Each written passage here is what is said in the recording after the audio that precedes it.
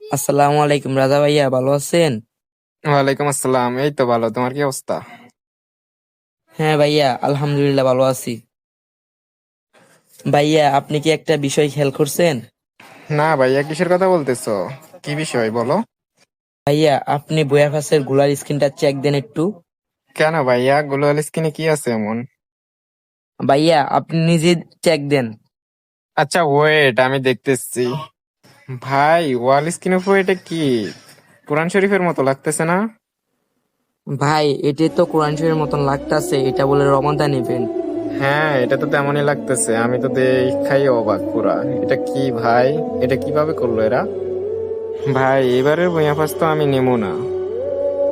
হ্যাঁ ভাইয়া, আমিও এই বয়াফাসটা নিব না। মানে মানে গেরিনা আমাদের সাথে এমন একটা কাজ করলো যে রামাদান ইভেন্ট দিছে, ওইটার গ্লোবাল স্ক্রিনটাই এমন করে দিছে। এটা কি ঠিক করলো?